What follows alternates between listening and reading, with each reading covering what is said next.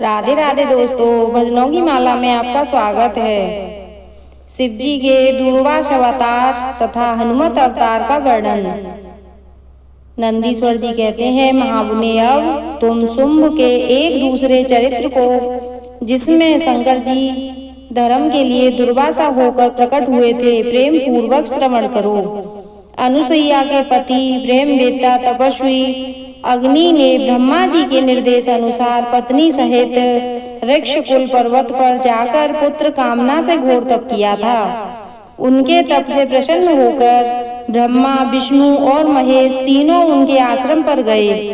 उन्होंने कहा कि हम तीनों संसार के ईश्वर हैं। हमारे अंश से तुम्हारे 3 पुत्र होंगे, जो त्रिलोकी में विख्यात तथा माता पिता का यश बढ़ाने वाले होंगे।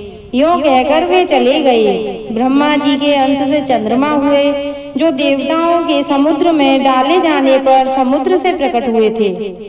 विष्णु के अंश से श्रेष्ठ संन्यास पद्धति के प्रचलित करने वाले दत्त उत्पन्न हुए और रुद्र के अंश से मुनिवर दुर्वासा ने जन्म लिया। इन दुर्वासा ने महाराज अम्बरीश की परीक्षा की थी। जब सुदर्शन चक्र ने इनका पीछा किया, तब शिव जी के आदेश से अम्बरीश के द्वारा प्रार्थना करने पर चक्र शांत हुआ। इन्होंने भगवान राम की परीक्षा की। काल ने मुनि का वेश धारण करके श्री राम के साथ यह शर्त की थी कि मेरे साथ बात करते समय श्री राम के पास कोई ना आए। जो आएगा उसका निर्वासन कर दिया जाएगा। दुर्वासा जी ने हट करके लक्ष्मण को भेजा। तब श्री राम ने तुरंत लक्ष्मण का त्याग कर दिया। इन्होंने भगवान श्री कृष्ण की परीक्षा की और उनको श्री रुक्मणी सहित रथ में जोता। इस प्रकार दुर्वासा मुनि ने अनेक विचित्र चरित्र किए हैं।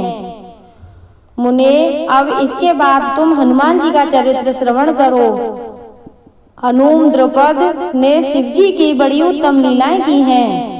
विप्रवर इसी रूप से महेश्वर ने भगवान राम का परम हित किया था। वह सारा चरित्र इस सब प्रकार के सुखों का दाता है। उसे तुम प्रेम पूर्वक सुनो। एक समय की बात है, जब अत्यंत अद्भुत लीला करने वाले गुणशाली भगवान शंभु को विष्णु के मोहिनी रूप का दर्शन प्राप्त हुआ। तब वे कामदेव के बाणों से आहत हुए की तरह क्षुब्ध हो उठे। इस समय उन्होंने परमेश्वर ने राम कार्य की सिद्धि के लिए अपना वीर्यपात किया। तब सप्त ऋषियों ने उस वीर्य को पत्र पुटक में स्थापित कर लिया, क्योंकि शिव जी ही राम कार्य के लिए आदर पूर्वक उनके मन में प्रेरणा की थी। तत्पश्चात उन महर्षियों ने शंभु के उस वीर्य को राम कार्य की सिद्धि के लिए गौतम कन्या अंजनी के कान के रास्ते में स्थापित कर दिया। तब समय आने पर उस गर्भ से शंभु महान बल पराक्रम संपन्न वानर शरीर धारण करके उत्पन्न हुए। उनका नाम हनुमान रखा गया। महाबली कपीश्वर हनुमान जब शिशु ही थे, उसी समय उदय होते हुए सूर्य बिंब को छोटा सा फल समझ कर तुरंत ही निकल गए।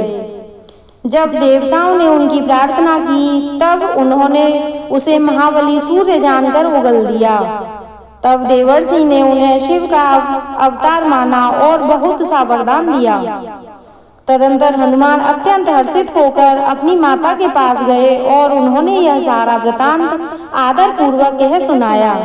फिर सारी विद्याएं सीख ली। तदंतर रुद्र के अंशभूत कपिश्रेष्ठ हनुमान सूर्य की आज्ञा से सूर्यांश से उत्पन्न हुए सुग्रीव के पास चले गए। इसके लिए उन्हें अपनी माता से भी अनुज्ञा मिल चुकी थी।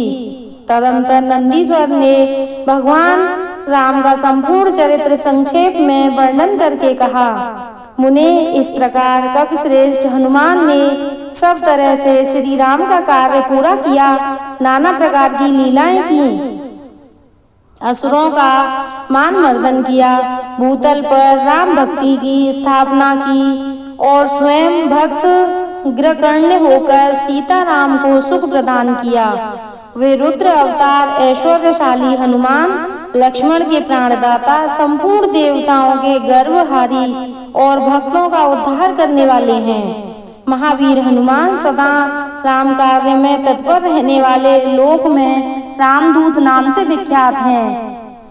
दैत्यों के संहारक और भक्त वत्सल हैं। तात इस प्रकार मैंने हनुमान जी का श्रेष्ठ चरित्र, जो धन, कीर्ति और आयु का वर्धन तथा संपूर्ण अभीष्ट फलों का दाता है, तुमसे वर्णन कर दिया। जो मनुष्य इस चरित्र को भक्ति पूर्वक सुनता है अथवा समाहित चित्त से दूसरों को सुनाता है, वह इस लोक में संपूर्ण भोगों को भोग कर अंत में परम मोक्ष को प्राप्त कर लेता है।